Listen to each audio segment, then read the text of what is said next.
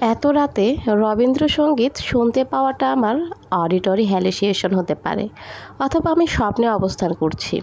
এমনটাও অসম্ভব নয়। নিজের হাতে চিমটি কেটে নিশ্চিত হয়ে নিলাম, না, ঠিকই আছে, আমি স্বপ্নে নই, বাস্তবে আছি। ওয়াশরুম থেকে ভেসে আসছে লতা মঙ্গেশকরের কণ্ঠ, আমার নিশীথ রাতের বাদল ও ধারা। এসো হে গোপনে আমার স্বপ্ন লোকের দিশেহারা। এত সুন্দর করে গান গাচ্ছে। আমার পাশে সিদ্দিক ভাই নাক ডাকছেন। তার নাক ডাকার ঘর ঘর শব্দ পুরো বাসে প্রতিধ্বনিত হয়ে আবার আমার কানেই ফিরে আসছে। মনে হচ্ছে আমার পাশে অনেকগুলো সিদ্দিক ভাই একসঙ্গে নাক ডাকছেন। আমাদের এই রুমে কোনো দেয়াল ঘড়ি নেই। বালিশের পাশ থেকে ফোনটা নিয়ে সময়টা দেখলাম, কাটায় কাটায় 3টা বাজে। চারপাশে মাঝরাতের নিস্তব্ধ। অন্য কেউ হলে এই সময় ভয় পেত, আমারও তেমন ভয় লাগছে না। যেন গভীর রাতে ওয়াশরুমে বসে কেউ একজন রবীন্দ্রসঙ্গীত গাইছে, তার কণ্ঠেও নেই কোনো ধরনের অস্বাভাবিকতা। আমার মনে হচ্ছে এই মুহূর্তে ওয়াশরুমের দরজা খুললে দেখা যাবে যে কেউ একজন রবীন্দ্রসঙ্গীত গাইছেন। আমি তার সাথে গলা মেলাবার চেষ্টা করছি, কিন্তু পারছি না। সুরও ওলটপালট হয়ে যাচ্ছে। হঠাৎ করে গান বন্ধ হয়ে গেল। সিদ্দিক ভাই জোরসে আমার পিঠে লাথি মারলেন। আমি সরাসরি মেঝেতে গিয়ে পড়লাম।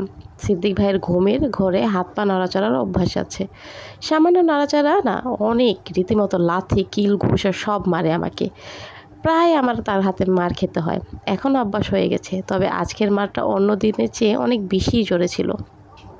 আমি উঠে গিয়ে জগ থেকে গ্লাসে পানি ঢাললাম। পিঠের ব্যথায় অস্বস্তি এখনও টের পাওয়া যাচ্ছে। সাধারণত ব্যথা পাওয়ার পর প্রথমে তা অনুভব হয় না। এরপর যত সময় যায় ব্যথা ক্রমবৃদ্ধি হারে বাড়তে থাকে। আমি এক চুমুক গ্লাসে পুরো পানি শেষ করে ফেললাম। কলিজা ঠান্ডা হয়ে গেল।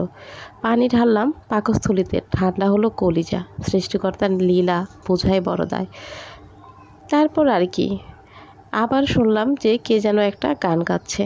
ছাদের উপর হাঁটার শব্দ শোনা যাচ্ছে। কে যেন থপ থপ শব্দ করে হাঁটছে। হাঁটার শব্দ শুনলেই বোঝা যায় লোকটা কম করে হলো 3 মণ ওজনের হবে। আমি ওয়াশরুমের দিকে মনোযোগ দিলাম। গান এখনও চলছে, তবে ক্ষীণ স্বরে। এত আস্তে গান গাওয়ার চেয়ে না গাওয়াই ভালো। আমি খাটের দিকে এগিয়ে গেলাম। সিদ্দিক ভাই উদম গায়ে ঘুমোচ্ছেন। পরনে কোনো ছোট কাপড় নেই। খাটে বসতে না বসতেই পিঠে লাথি খেয়ে আবারও মেঝেতে ছিটকে পড়লাম। দ্বিতীয়বার খাটে বসতে যাওয়াটাই ভুল ছিল।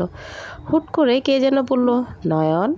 আমার বুকটা চিরে ফেলার আগেই দেখেছিস ভিতরে রাধিকা নামের কেউ আছে কি না? আমি বললাম, না সিদ্দিক ভাই, তবে মুক্তা খানম নামে একটা মাংসপিণ্ড পাওয়া গেছে।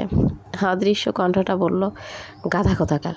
মুক্তাকে আমি একটা ভালো নাম দিয়েছিলাম, নামটা হলো রাধিকা। তুই এটাও জানিস না? আমি চুপ করে রইলাম। গায়েবী আওয়াজের সাথে কথোপকথন চালিয়ে যাওয়া অর্থহীন।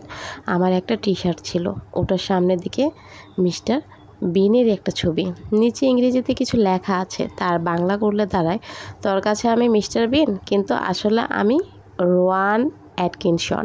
টি শার্টটি হ্যাঙ্গারে ঝুলে আছে। অদ্ভুত ব্যাপার হলো টি শার্টটি এখন আমার ছবি, নিচে বাংলা লেখা, তুমি কোন চটকেশ? আমি আহত অনুভব করলাম। এই লেখাটা না থাকলে ভালোই হতো, কি তাই না?